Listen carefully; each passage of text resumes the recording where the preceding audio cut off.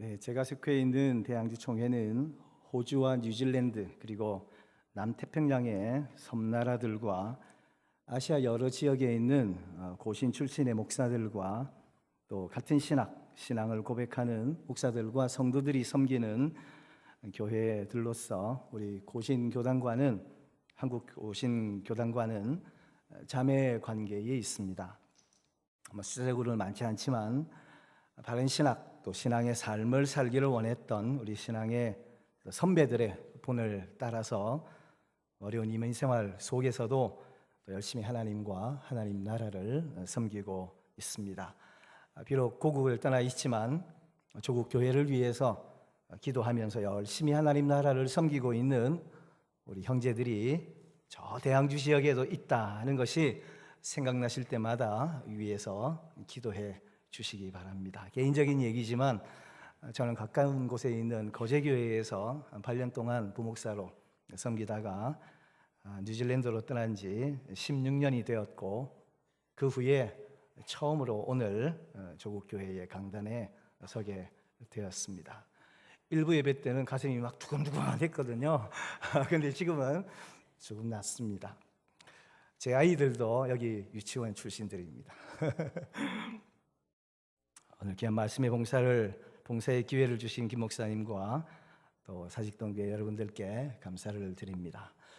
오늘 저는 세 차례의 주일 오전 예배에 에베소서 1장 1절 2절의 말씀을 가지고 하나님 우리 아버지와 주 예수 그리스도로 말미암은 평강과 은혜에 대해서, 그리고 성도와 그리스도 예수 안의 신실한 자에 대한 말씀을 나누고 있습니다.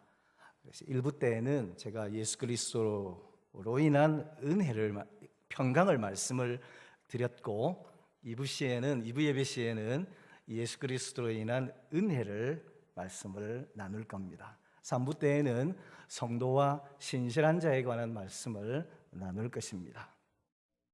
오늘 우리가 함께 읽은 이 성경 말씀은 에베소서라고 하는 편지의 발신자와 수신자 그리고 그 편지의 인사말로 이루어져 있습니다. 편지의 발신자는 사도 바울이고 편지의 수신자는 에베소에 있는 성도들과 그리스도 예수 안에 있는 신실한 자들입니다. 그리고 인사말을 하는데 은혜와 평강이 너희에게 있을지어다 라고 합니다. 이 두 절만 살펴보아도 우리가 참 깊이 묵상할 말씀들이 참 많습니다.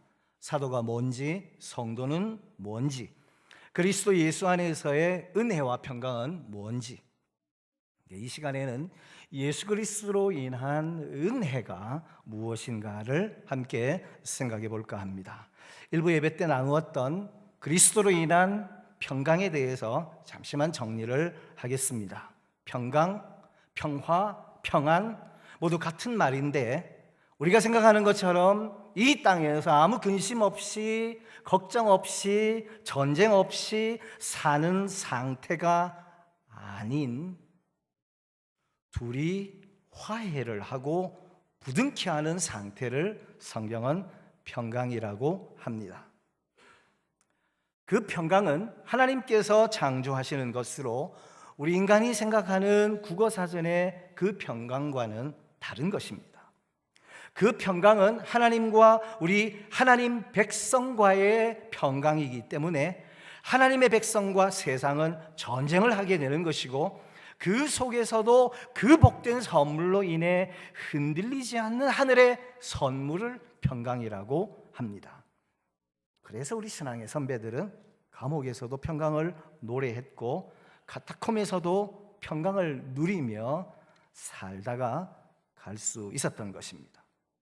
그 평강은 믿음의 결과로 우리에게 주어지는 것입니다. 자, 그러면 그 믿음은 어떻게 시작이 됩니까? 믿음은 어떻게 시작이 되지요? 여러분, 선물하면 생각나는 게 뭡니까? 우리가 말하는 그리스도 안에서의 선물, 그러면 뭐가 생각납니까? 은혜가 생각이 나죠. 우리에게 흔들리지 않는 하늘의 평강을 새겨버리는 그 믿음은 은혜로 우리에게 주어진다 라고 하는 데서 이 시간 시작을 해보도록 하겠습니다. 은혜, 여러분 우리가 너무나 잘 아는 단어입니다. 은혜의 의미를 한 문장으로 정리를 하면 받을 자격이 없는 자에게 무상으로 주어지는 것입니다. 평강은 그 은혜의 결과로 주어지는 것이므로 우리가 평강을 누리기 위해서는 은혜의 의미를 잘 정리하고 있어야 합니다. 먼저 우리에게 왜 은혜가 필요한가부터 시작하겠습니다. 왜 우리에게 은혜가 필요합니까? 하나님의 은혜가 필요합니까? 바로 죄 때문입니다. 죄가 인간에게 들어오기 전에는 인간에게 필요한 것은 사랑이었습니다. 그러나 죄가 들어온 이후에 인간에게 필요한 것은 은혜가 된 것입니다. 물론 죄를 짓기 이전에 인간에게 필요한 사랑도 은혜를 근거로 한 사랑이지요. 그렇지만 지금 우리가 논하려고 하는 은혜는 죽을 수밖에 없는 자들에게 부어지게 된 복음의 다른 명칭으로서의 은혜를 공부하려고 하는 것이므로 굳이 이렇게 분류를 해서 설명을 드리는 것입니다. 그렇게 우리에게 은혜가 필요하게 된 이유는 이러합니다. 죄를 지은 인간은 저주와 심판에 놓이게 됩니다. 그런데 인간 스스로 그 저주와 심판에서 놓여날 길이 없습니다. 그것은 신앙의 연륜이 깊어지면 깊어질수록 더욱더 분명하게 드러나지 않습니까? 도대체 우리 힘으로는, 내 힘으로는 그 죄에 대한 욕구와 소원을 멈추거나 다스릴 수가 없음을 우리는 점점 더 절감하게 됩니다. 그래서 인간은 누군가의 도움이 필요하게 된 것입니다. 하나님과의 화목, 평강을 누리기 위해서는 누군가의 도움이 필요했던 것이죠. 그때 하나님께서 우리에게 베풀어 주신 것이 바로 은혜입니다. 어떤 사람들은 하나님께서 예수를 보내셔서 사람이 그 예수를 믿으면 구원하고 예수를 믿지 않으면 구원하지 않으시는 것으로 이해하고 있습니다. 아닙니다. 우리는 예수를 알아볼 능력도 요구도 준비도 하지 않은 자들이었습니다. 아예 죽어있던 자들이었습니다. 성경이 그것을 명확하게 증언합니다. 너희의 허물과 죄로 죽었던 너희를 살리셨도다. 우리는 죽었던 자들이. 여러분, 시체가 무슨 말을 알아듣습니까? 시체가 사리 분별을 합니까? 시체가 감정이 있고 어떤 느낌을 가질 수 있습니까? 어떤 요구를 할 수 있습니까? 노력은요. 그렇게 우리는 완전히 죄로 말미암아 죽었던 자들입니다. 그래서 그 시체들에게는 은혜가 필요하게 된 것입니다. 하나님은 그 은혜를 우리에게 주시기 위해서 우리에게 예수 그리스도를 보내셔서 십자가에 매다신 것입니다. 은혜는 그렇게 예수로 말미암아 우리에게 주어지는 것입니다. 율법은 모세로 말미암아 주신 것이요 은혜와 진리는 예수 그리스도로 말미암아 온 것이라. 정확하지요? 율법으로 따지면 우리는 심판을 받아 죽어야 할 자들인데 예수 그리스도로 말미암아 우리가 은혜를 입고 살아나게 된 것입니다.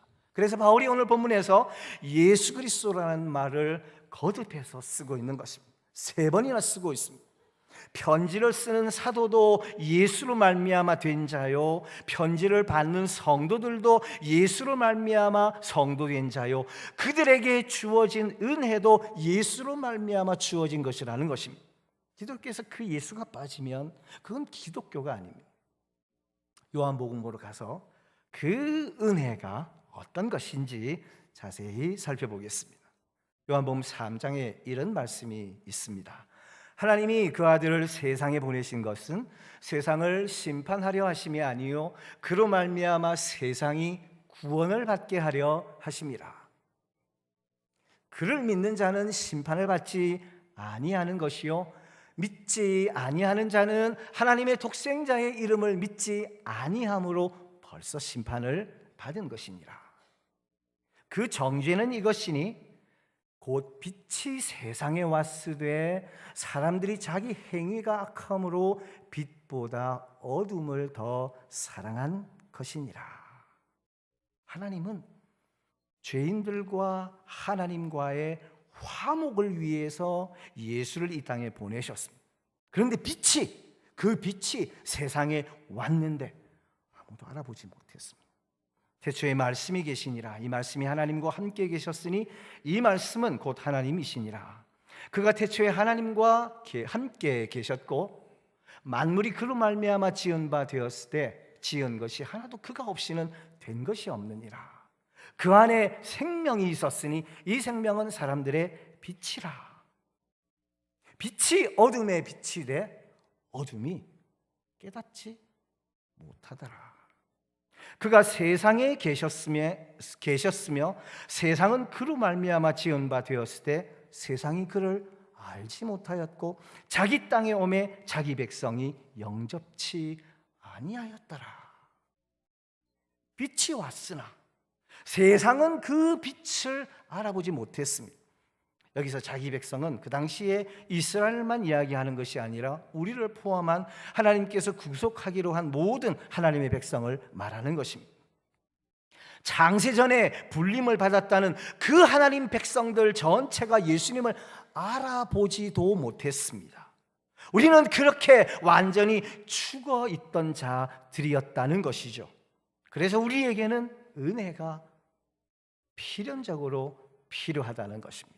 이해가 가십니까? 자, 그럼 구원 역사적인 측면에서 이 은혜를 살펴보겠습니다. 저는 어렸을 때 하나님은 왜 하고 많은 민족들 중에서 이스라엘을 택하셨을까? 이런 질문을 종종 하곤 했습니다. 왜 한국은 아닐지? 왜 이스라엘을 택하셨나? 나중에 성경을 보니까 하나님께서 이렇게 말씀으로 답을 주시더라고요. 너는 여호와 네 하나님의 성민이라. 네 하나님 여호와께서 지상 만민 중에서 너를 자기 기업의 백성으로 택하셨나니 여호와께서 너희를 기뻐하시고 너희를 택하심은 너희가 다른 민족보다 수효가 많은 연고가 아니라 너희는 모든 민족 중에 가장 적으니라. 하나님께서 이스라엘을 선택하신 이유를 대시는데 이스라엘이 모든 민족 중에서 가장 적기 때문이라고 하십니다. 다른 말로 말씀드리면 이스라엘이 잘나서 이스라엘을 선택한 것이 아니라는 것입니다. 하나님은 아주 보잘것없는 것들을 어떻게 그들에게 하나님의 능력을 입혀 하나님의 백성으로 만들어내시는가를 알리시기 위해서 가장 적은 민족 이스라엘을 택하셨다는 것입니다. 다른 말로 하면 하나님은 이스라엘의 특별함을 증거하시기 위함이 아닌 당신의 하나님 자신의 능력의 크심을 증명하시기 위해서 이스라엘을 택하셨다는 것입니다. 다른 부분을 더 볼까요? 신명기 9장입니다. 네 하나님 여호와께서 그들을 내 앞에서 쫓아내신 후에 네가 심중에 이르기를 나의 의로움을 인하여 여호와께서 나를 이 땅으로 인도하여 들여서 그것을 얻게 하셨다 하지 말라.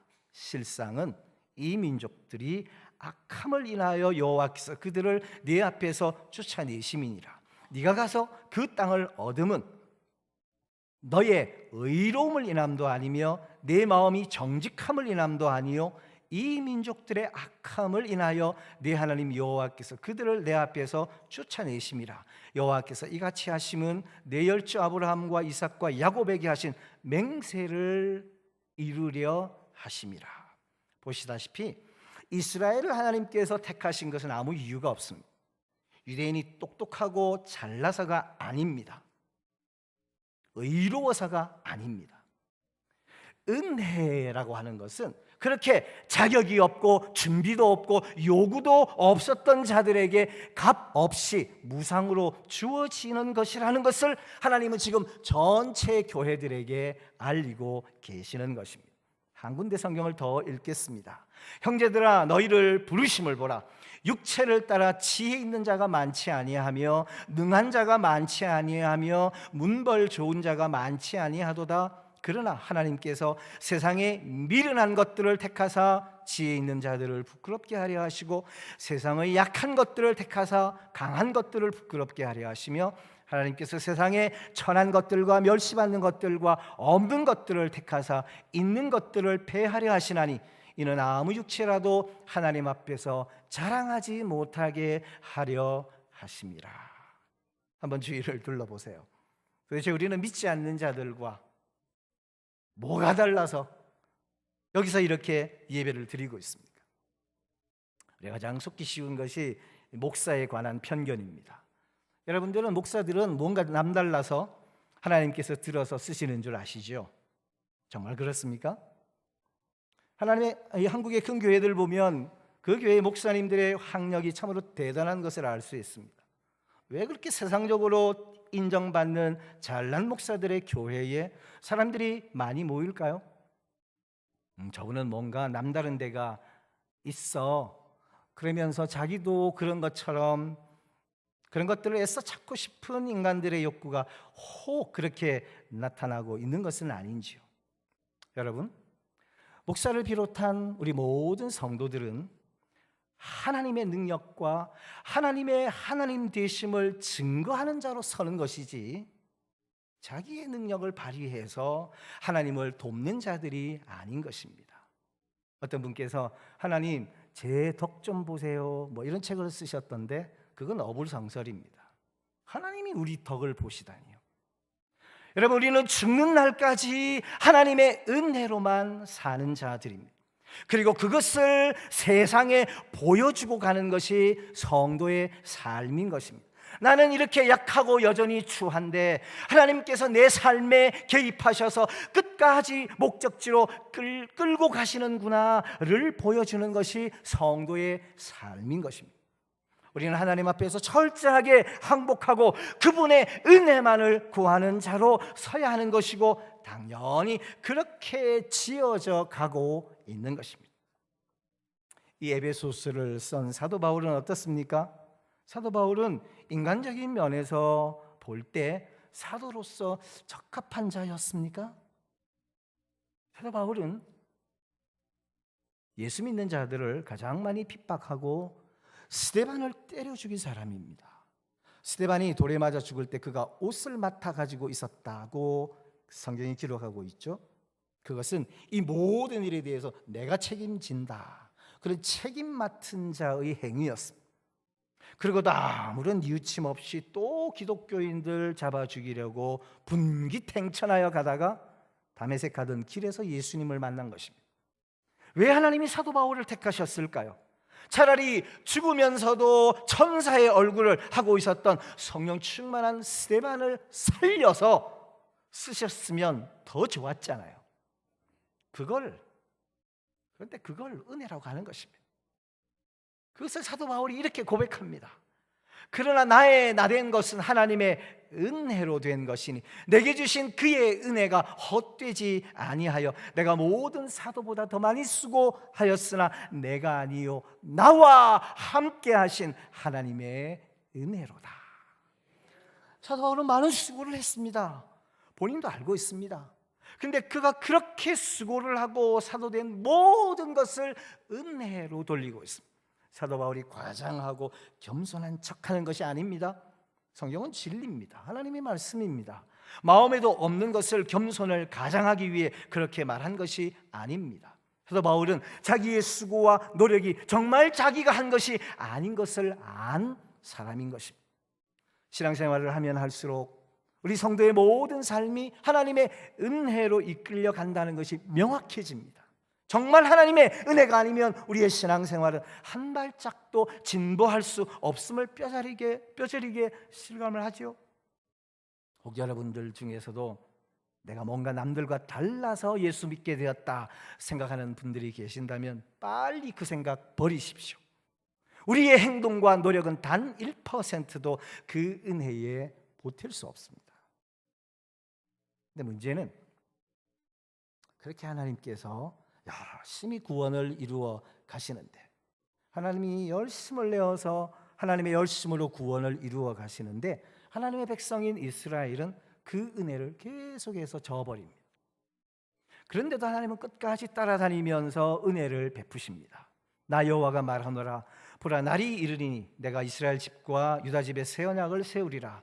나 여호와가 말하노라 이 언약은 내가 그들의 열조의 손을 잡고 애굽 땅에서 인도하여 내던 날에 세운 것과 같지 아니할 것은 내가 그들의 남편이 되었어도 그들이 내 언약을 파하였습니다. 나 여호와가 말하노라 그러나 그날 후에 내가 이스라엘 집에 세울 언약은 이러하니 곧 내가 나의 법을 그들의 속에 두며 그 마음에 기록하여 나는 그들의 하나님이 되고 그들은 내 백성이 될 것이라. 우리가 받은 은혜는 그렇게 하나님께서 시작하셔서 하나님께서 마치시는 것입니다. 이것이 성경이 말하는 은혜입니다. 에베소서 2장과 로마서로 가서 확실하게 요약을 하고 확인 도장을 찍고 가시겠습니다. 에베소서 2장 말씀입니다. 너희의 허물과 죄로 죽었던 너희를 살리셨도다. 그때 너희가 그 가운데서 행하여 이 세상 풍속을 따르고 공중의 권세 잡은 자를 따랐으니 곧 지금 불순종의 아들들 가운데서 역사하는 영이라. 전에는 우리가 다 그 가운데서 우리 육체의 욕심을 따라 지내며 육체와 마음이 원하는 것을 하여 다른 이들과 같이 본질상 진노의 자녀이었더니 그러나 긍휼이 풍성하신 하나님이 우리를 사랑하신 그 큰 사랑을 인하여 허물로 죽은 우리를 그리스도와 함께 살리셨고 너희는 은혜로 구원을 받은 것이라.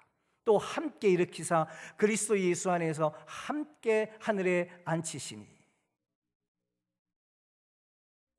로마서 5장 말씀입니다. 우리가 아직 죄인 되었을 때에 그리스도께서 우리를 위하여 죽으심은 하나님께서 우리에 대한 자기의 사랑을 확증하셨느니라. 그러면 이제 우리가 그의 피로 말미암아 의롭다 하심을 받았으니 더욱 그로 말미암아 진노하심에서 구원을 받을 것이니 곧 우리가 원수되었을 때에 그의 아들의 죽으심으로 말미암아 하나님과 화목하게 되었은즉 화목하게 된 자로서는 더욱 그의 살아나심으로 말미암아 구원을 받을 것이니라. 우리가 뭔가 하나님을 위해서 뭔가 하려고 노력할 때 예수님께서 우리를 위해 죽으신 것이 아니라 우리가 여전히 죄인이었고 우리가 여전히 하나님과 원수였을 때 우리를 위해 예수가 죽으신 것입니다. 우리는 모두 죽어있던 자들입니다. 우리는 스스로 그 죽음에서 벗어나려 하지도 않았고 세상 죄 속에서 몸을 굴리며 살고 있었는데 하나님께서 우리를 불쌍히 여기셔서 우리를 살려내셨습니다. 영어 성경에 보면 아까 제가 그러나 에베소서 2장 말씀할 때 그러나라고 그랬죠. 그러나라는 접속사가 있습니다. 우리는 그렇게 모두 시체였습니다. 시체는 말을 못 알아듣습니다. 어떤 사람은 구원을 당신은 지금 죽을 병에 걸려 있습니다. 그 병은 약을 먹어야 낫습니다. 자, 하나님의 은혜로 약이 만들어졌습니다. 약이 여기 있습니다. 당신이 입을 벌려 받아 먹으면 당신은 살 수 있습니다. 이렇게 설명하기도 합니다. 아닙니다. 그건 복음이 아닙니다. 시체는 그 말을 알아들을 수 없습니다. 허물과 죄로 죽은 인간은 그 말을 알아들을 수가 없습니다. 왜 필요한지도 모릅니다. 은혜를 주시는 쪽에서 먼저 살려내어 복음을 들을 수 있게 하시는 것입니다. 이렇게 구원이란 전적으로 베푸시는 쪽에서 시작해서 베푸는 쪽으로 끝을 내는 것이 은혜인 것입니다. 근데 우리는 은혜를 얼마나 오해하고 있는지요. 여러분, 우리가 은혜라는 단어를 어떻게 사용하고 있는지를 한번 생각하면서 우리가 은혜를 어떻게 오용하고 있는지, 오해하고 있는지를 한번 확인해 볼까요? 에베소서 2장 2절을 보면 그렇게 죽어있던 자들을 불순종의 아들들이라고 일컫습니다. 우리가 불순종의 아들들이었습니다. 불순종의 아들들이란 하나님을 비롯해서 자기 이외의 어떤 존재에게도 순종할 수 없는 자, 자기가 왕인 자를 말합니다. 아담이 자기가 하나님이 되려고 하나님이 말씀하신 말씀을 어겼습니다. 하나님이 되려고. 그렇게 해서 인간은 죄인이 되었고 타락을 하였습니다. 자기가 왕인 자, 그 사람들을 말해서 성경은 불순종의 아들들이라 그럽니다. 하나님을 알지 못하는 모든 사람은 하나님을 왕의 자리에서 쫓아내고 자신이 하나님의 자리에 앉으려 했던 아담의 후손입니다. 그래서 그들은 다른 이들을, 아니 하나님까지도 자기의 목적을 이루어내기 위한 엑스트라 정도로 생각합니다. 그렇게 인간은 모두 자기만을 위해서 삽니다. 자기를 위해서 이웃을 밟습니다. 심지어 부모의 사랑도 마찬가지입니다. 부모가 자식을 사랑한다 그러죠. 자식은 부모가 자기를 나타내는 최고의 표현입니다. 자기 표현입니다. 따라서 엄밀히 따지면 부모의 자식 사랑도 결국에는 자기를 위함인 것입니다. 자기가 이루지 못한 것을 자식을 통해서 이루어내고 싶어 하는 거죠. 종교에서도 마찬가지입니다. 자기가 가진 것 이외의 것을 가진 신에게 주문을 외우거나 뭘 갖다 바쳐서 자기가 원하는 것을 받아내는 것이 인간이 만들어낸 종교입니다. 그런데 불행하게도 오늘날 기독교도 그렇게 흐르고 있지는 않습니까? 그런 인간들을 하나님께서 찾아오셔서 여전히 불순종의 자식들로 살아가던 자들을 뒤집어서 예수를 알아보게끔 만들어 놓으신 것입니다. 그것이 은혜예요. 그래서 그들은 자신들의 삶에 자기가 아닌 진짜 왕이 계시다는 것을 알게 된 자들인 것입니다. 그들을 은혜 받은 자, 그리스도인 순종의 사람들이라고 부르는 것입니다. 하나님께서 우리에게 은혜를 주셔서 이렇게 믿음을 심으시는 목적이 무엇입니까? 하나님과의 평강, 하나님과의 평화, 화목입니다. 평강이란 서로 반목하고 분리되었던 이들이 돌아서서 서로 부둥켜 안는 것을 성경은 평강이라 그럽니다. 우리가 생각하는 평강이랑 다릅니다. 그것이 평강입니다. 그 은혜를, 그 평강을 우리로 하여금 누리게 하시기 위해서 은혜를 주셔서 우리에게 믿음을 심으시는 것입니다. 하나님과 원수되었던 자들이, 자기가 왕인 자들이 왕이 있다는 것을 알고 하나님과 원수되었던 자들이 그 하나님을 하나님으로 왕으로 사랑하게 하는 것입니다. 나는 마음을 다하고 성품을 다하고 힘을 다하여 내 하나님 여호와를 사랑하라. 내 마음을 다하고 목숨을 다하고 뜻을 다하고 힘을 다하여 주 너의 하나님을 사랑하라. 이것이 바로 우리에게 은혜를 주시는 목적인 것입니다. 마음을 다하고 성품을 다하고 힘을 다하여 하나님을 사랑하는 사람으로 만들기 위해서 하나님은 우리에게 은혜를 허락하시는 것입니다. 자기가 여전히 주인이고 신이며 폭군인 그런 사람으로 계속 살라고 은혜를 주시는 것이 아니라 이제는 하나님을 전심을 다해 목숨을 다해 사랑하라고 은혜를 주신 것입니다. 고린도서 5장의 말씀입니다. 그리스도의 사랑이 우리를 강권하시는도다.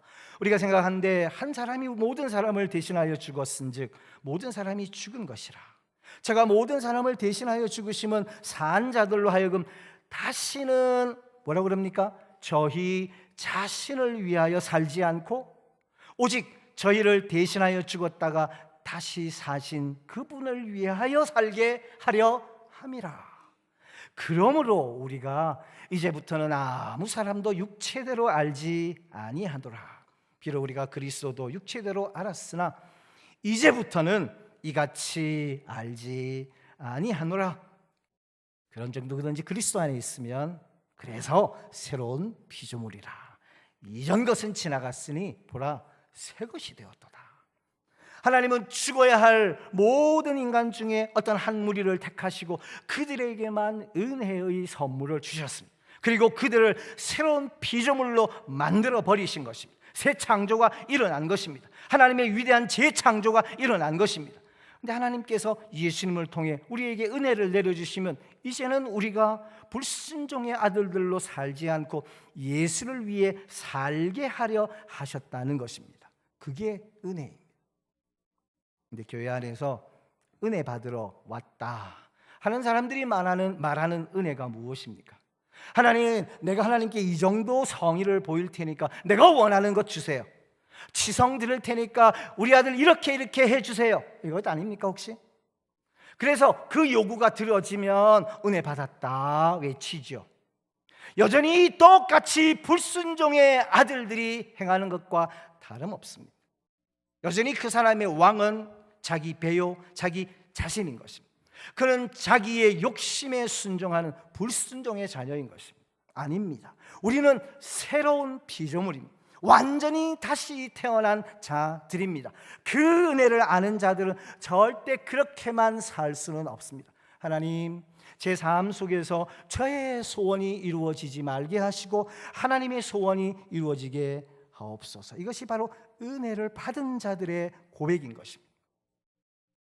그 은혜는 모두에게 동일한 완성품으로 주어집니다. 생각해 보세요. 하나님으로부터 주어지는 그 은혜가 편파적으로 우리에게 임하겠습니까? 그 은혜가 어떤 사람에게는 더 풍족하게, 어떤 사람에게는 조금 부족하게 주어지겠습니까?